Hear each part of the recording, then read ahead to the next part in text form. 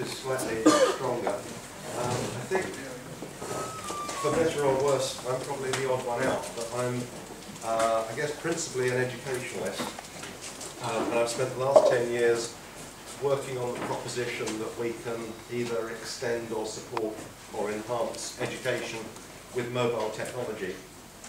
And I suppose, being in this context, in a development context, I'm asking you to think about how much of what we've achieved in 10 years is relevant to a development context, but then furthermore, how much of the changes in society that are a consequence of mobiles have a development dimension and an educational dimension as well. And that's kind of the last 30 seconds of what I'm going to say.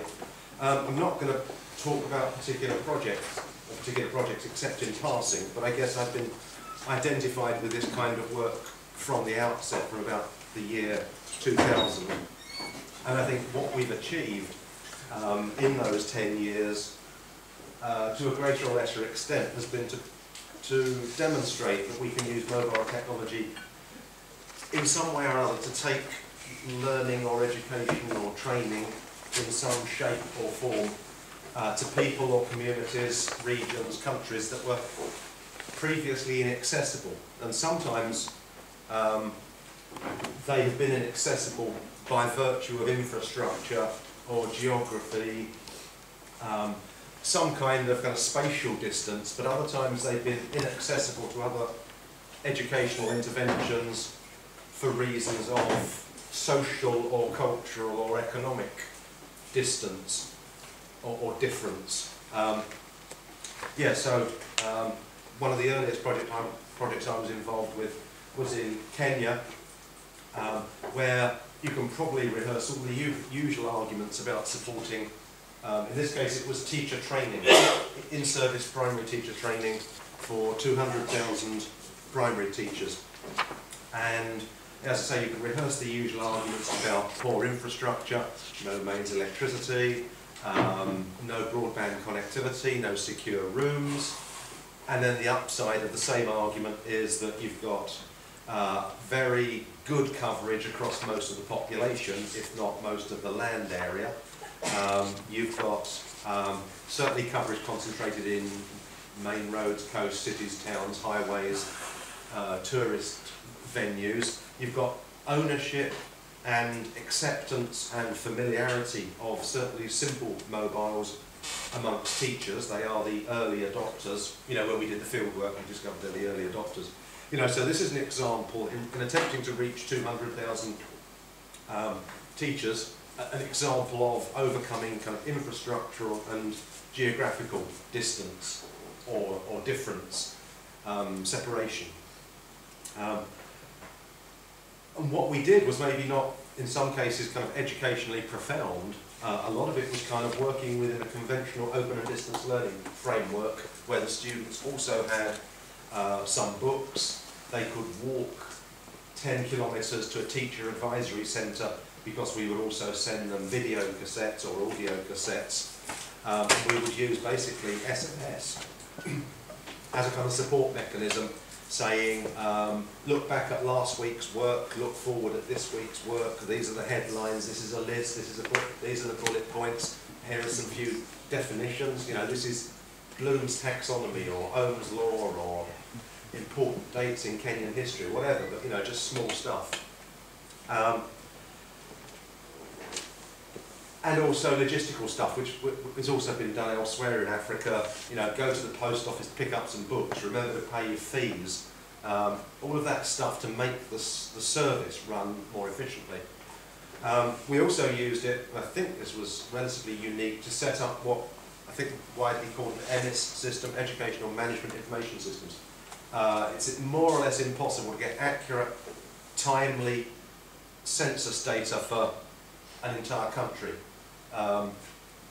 Certainly in parts of Africa where there's a kind of largely paper-based culture, a quite bureaucratic one, where there is a perception, well, school numbers, pupil numbers determine salaries, rations, all sorts of things, and so they are not necessarily reliable, not necessarily truthful. an educational management information system mediated by SMS can gather the entire country's census data in 15 minutes, and it was taking a year before. There might not be any computers, but Ministry of Education officials could go to a cyber cafe with a password, with a URL, and get histograms. Oh. And the third thing, which was was educational, wasn't kind of organisational, wasn't administrative, was actually attempting to develop, we had developed I'm not sure what you call them in Sweden, virtual learning environment, like WebCT, Moodle, but again, mediated entirely by SMS. So because of the very hierarchic nature of the Kenyan education system and the identification numbers, the ID numbers that every teacher has, it's very easy to identify they teach what, where. You know, they teach geography in Kisumu, they teach maths in Mombasa. That's catchy, isn't it? Maths in Mombasa. And therefore to actually then construct groups so that they could join in their colleagues, the other maths teachers or the other people in Mombasa, and that they could be kind of a many-to-many relationship. They could be in a group with everyone else in their province, or everyone else in their subject area, or everyone else teaching 13-year-olds. In my view, looking back, much of this was an unmitigated failure. And that's because I think, okay, that we identified the technological barriers very precisely, infrastructure and that kind of thing. What we hadn't identified was the culture, the environment, the cultural environment, the expectations, the attitudes amongst stakeholders and gatekeepers, the expectations about what teaching and learning actually meant in those different cultures. And I think it was, apart from anything else, it was a kind of botched attempt to impose what might be a kind of European social constructivist idea about learning into a society where actually, with hindsight, we can see documentary evidence that teaching and learning consists largely, in fact 97%, of someone at the front talking. So, you know, two things. Yes, we could reach out, but actually, you know, what I found myself saying subsequently was, yes, we could take learning into distant communities, but it was actually our idea of learning. And this is a project that I helped support in Cambodia, where again there were kind of discrepancies between what we thought we could achieve, or the people involved thought they could achieve, and what could actually happen. And this was health education for young people originally the target group was rural Cambodia. Yeah, the analysis of the technology, maybe even working with the mobile network operators, was all very straightforward. But there was a big mismatch between the kinds of things that young Cambodians wanted to see on their phones about health education and what the people in this project thought could be broadcast to them. So again, the infrastructure, the technology allows you to reach out, but it's more problematic unless you've got a much clearer sense of what the norms are amongst the people you're working with. And then finally, this is from Gaza, where I was, I think, about 3 weeks ago. And many of the schools I was with the UN schools, the UNRWA schools. Many of the schools in Gaza and elsewhere in the Palestinian community are using messaging systems. So it's just a perfectly ordinary retail system that sits on a computer. They have, for example, all the parents' telephone numbers, and they can send messages off their laptop to segments of the parents or maybe other teachers. And sorry, this was not my idea, I just took a photograph. But again, it's perceived as problematic. Some of the teachers involved in this have been received death threats because it's perceived to be Western technology, non-Islamic education. So again, the technology side of it, even the financial side of it in some cases is straightforward, but the cultural side of it is not. So in kind of making a case that what we've achieved in 10 years has been taking learning into distant communities, I don't think it's unproblematic. I mean, there's another way of looking at it being unproblematic, and that's, for example, I think if you look at Africa, actually if you look at Europe, many languages are endangered. I think someone said they'd seen Stephen Fry on the television a few weeks back, and he was talking about the extent to which Occitan, and Gaelic and goodness, a few other European languages are endangered by the kind of march of corporate American speak. But in Africa, 200 of the 400 indigenous languages have very small communities.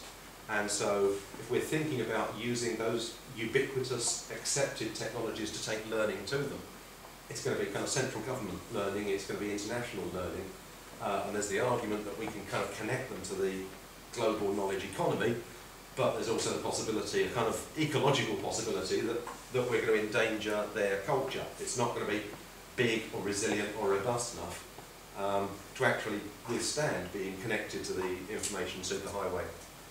So again, what I'm saying, so I'm trying to give you an overview, but hopefully a fairly critical one. This is work, there was a big EU project, oh goodness, about €3.5 million euros, that I was involved with actually in Sweden now I think of it. One, a partner in Sweden, partner in Italy, 3 partners in the UK, and I was the evaluator, working with what we in England call NEETs, and I'm not quite sure what you call them in Sweden, but that's not in education, employment or training, NEETs, 18 to 24-year-olds. And it was a very kind of utilitarian agenda, get these people back into schooling, get them into college, get them into jobs, get them paying taxes. But one of the successor projects, if you like, a smaller spin-off, was working with gypsy communities and with circus folk.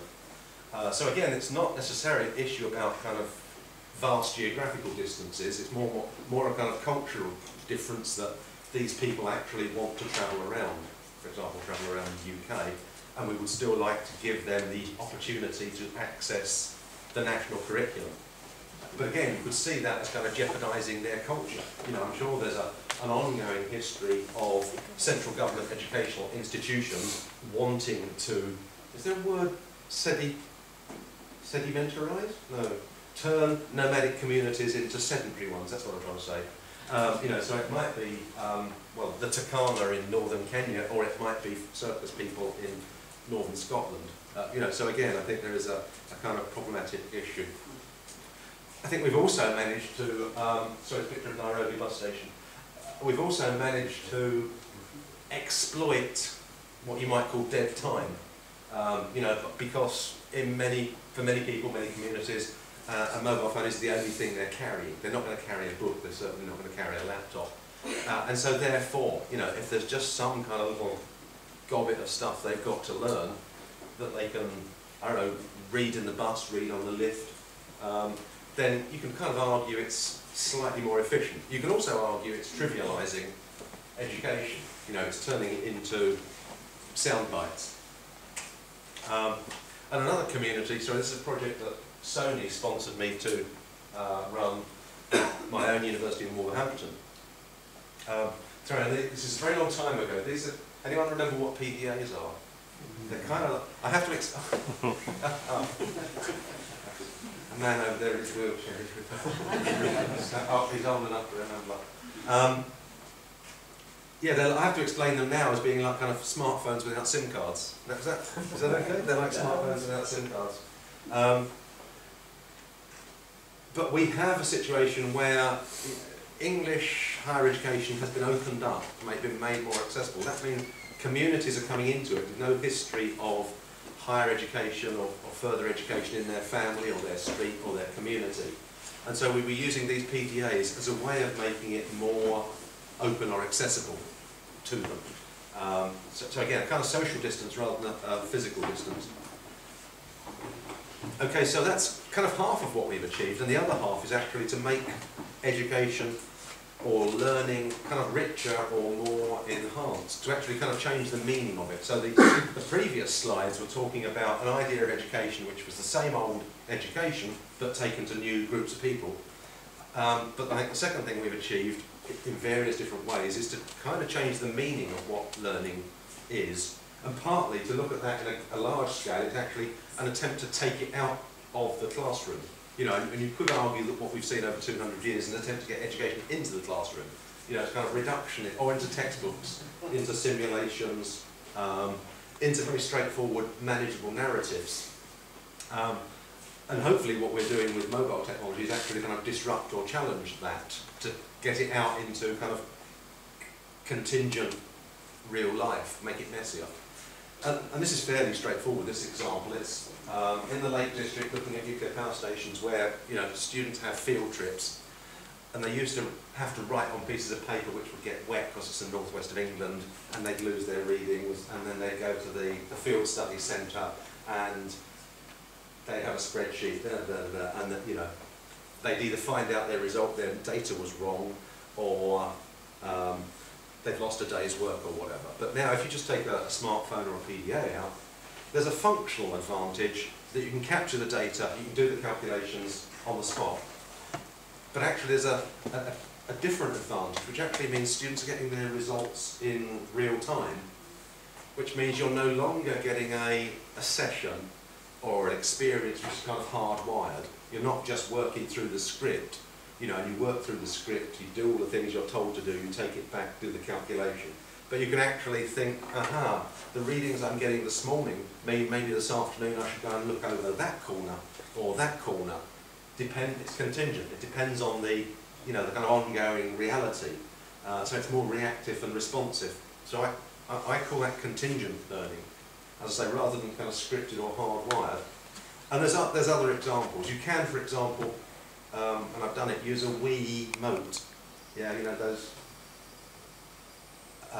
games playing gadgets. You can use those to simulate an interactive whiteboard for about 1/10 of the price, which is clearly quite attractive, but it means, apart from anything else, you can then have an interactive lesson or session anywhere with a Pico projector where there's a blank white space, someone's shirt maybe even, you know, which then means you can build learning almost wherever you are. It's not come into the lecture, look at my expensive technology and sit there. It's actually, you know, the opportunity to react to the environment. Or another example would be the kind of devices that students can have in a lecture, you know, where you can vote or respond. So again, it's not a hardwired lecture that I stand here and recite what I'm going to recite and then we stop. But actually I can find out who understands this, who understands that. Okay, I'll do it again, I'll say it a different way. So that's part of what we've achieved, is that idea that the educational experience can be taken out, but also it can become more interactive and more contingent. And I guess one of the other things we've done is actually support and enrich what we in the UK would call placements, where students who are trained to be teachers or vets or doctors or nurses, you know, they have a substantial period of training in the environment, in a school, in a veterinary practice. And if you actually have a rich technology, connective technology with you, it then means you can actually keep in contact with your cohort, with your lecturer, with your reference material. You can make observations, you can take photographs, and it all becomes a lot more interactive. And it's an educational experience you can clearly never get in a classroom, because the whole point is to go out into the vocational or professional environment. And sorry, as one example, I mean, people are doing this in South Africa in educating game park wardens, or they're doing it training vets in Tanzania. So again, this isn't necessarily a first world example. And I'd certainly kind of advocate everyone thinking about high technology, as it were, as relevant to the developing world, because we see it become increasingly kind of retail phenomenon. You know, when I started 10 years ago, this was expensive, unreliable, really esoteric, and it was the monopoly of the institution. And what we've seen in 10 years is it's now no longer the monopoly of the institution. The institutions have trouble keeping up. You know, you probably all have far better technology than your university. 10 years ago, it would have been the other way round. The university would have had far better technology than you. But we have to recognise that in trying to exploit that, what we're looking at is a situation where what you might call a kind of locus of control has gone from me at the front with my university computer controlling your educational experience to you having control. You can access information, data, ideas, connect, discuss with each other. So, you know, what a kind of sub-point is the extent to which this changes what's going on in education. There's a lot of work doing assessment. You know, people say, well, if you haven't got a handle on how you assess people, then this technology is just kind of marginal. But I mean, there's a lot of work with physiotherapists, nurses, motor mechanics, allowing, capturing procedures, practices, experimental work. So now you don't have to bring them in and get them to describe it on paper. You can do it in situ. And this is a project in Mexico, which I think is from Kim Paul in Stanford, where the teacher, the kids are issued with tripods, and they all have mobile phones anyway, it turns out. And they record doing their maths homework. It goes to a central server, the teacher can review the whole lot, look for the right answers, put another video on, kids can all look at it. So again, it's not necessary, this is building on existing technology, existing ownership, and existing educational practices, but it allows kind of outreach into the community. This is an example of using QR codes, if you're familiar with these, but I mean again, they're increasingly just downloadable retail phenomenon. This is not esoteric university experimental technology, this is iTunes. Increasingly camera phones are a viewfinder. You can look through them at what's on the other side because you might want to take a picture of it. But if what they see on the other side is for example, a cue card, one of these kind of mosaic black and white rectangular things, then that can conjure up all sorts of other images. So this is a street scene. I think this is actually an advert for BMWs. This is an empty street scene with one of these devices, one of these gadgets, just a small card somewhere on the landscape, which brings up the image in the viewfinder of the car. And it's a wholly kind of authentic image in the sense that you can walk around it, you can walk to and from it. It exactly simulates what the real experience would have been. And it's very cheap. I mean, it's a piece of card. It's a piece of card and it's a piece of downloadable software. And this is a different example, but again, it's kind of free for download. It's Berlin with the Brandenburg Gate, isn't it? And that's the Berlin Wall, which is no longer there. But because the phone is able to exploit GPS, location awareness, and all the rest of it, and because the phone is conscious of, sorry, that's embarrassing phrase, isn't it? A phone having consciousness. I really didn't mean to say that. Maybe just subconsciousness for the time being. Consciousness will come later. But because the phone, I was going to say the phone knows its inclination, that's another. It's now sentient, it's now sentient as well as conscious. It has the computational facility to recognise its inclination and its orientation and its location, meaning you can walk around. Again, this is completely authentic, as it were, the experience of the Berlin Wall. You can walk up to it, you can walk back from it, and you can recreate historic artifacts, but you can also create imaginary ones.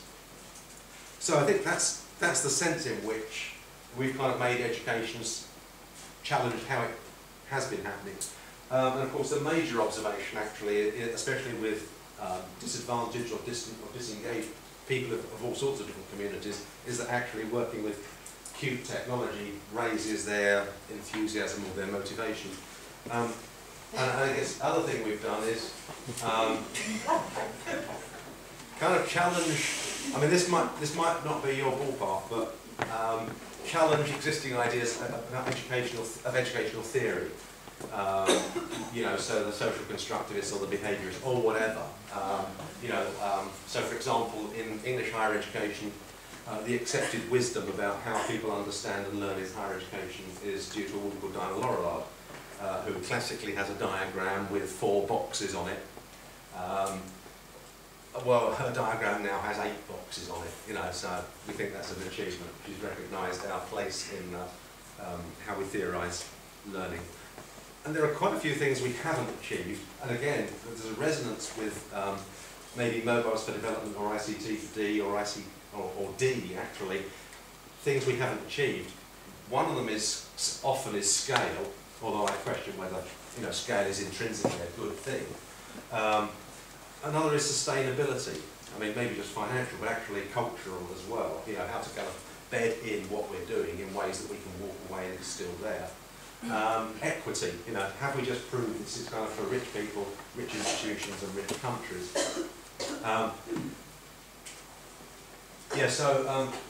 To use a biblical image, you know, I think what we've done is lots of small scale, or maybe 300 or 400 or 500 small scale projects, fixed term ones, run by enthusiasts on subsidies, and that probably means we've got a very good evidence base about short-term, fixed-term projects subsidised and run by enthusiasts, but that's not helped us reason about big ones that are embedded and sustained within the community.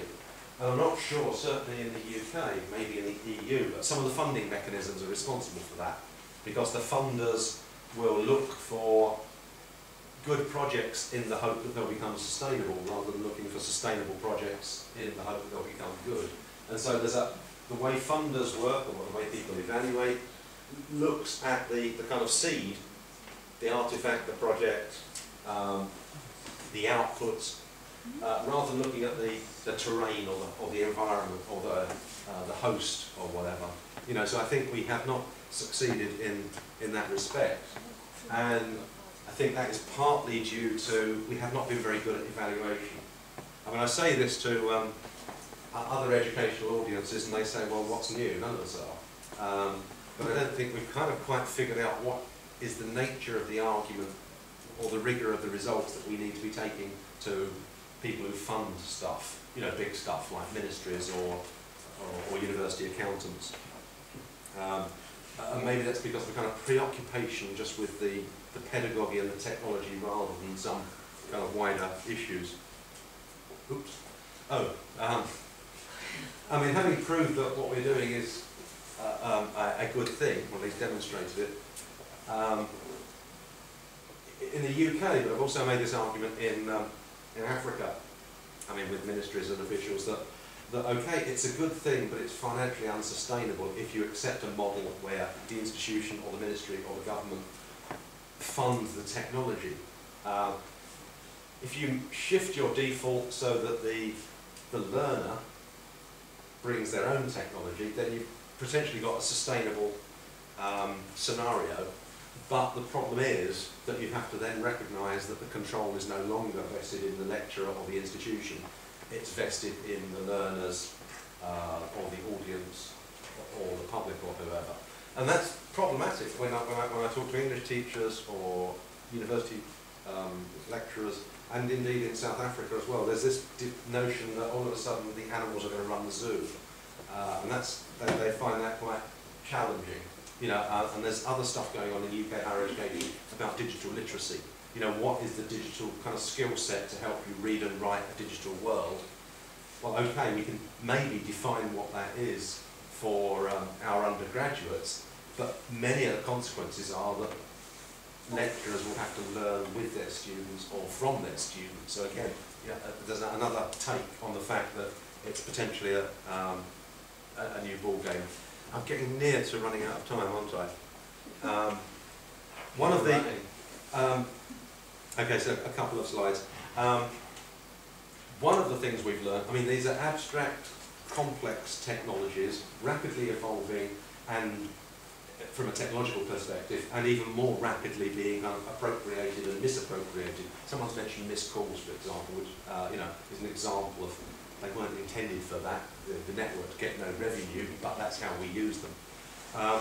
So, for all of those reasons, the remark about the phrase frequently repeated about unexpected consequences means that the ethical dimension of what we do is quite problematic.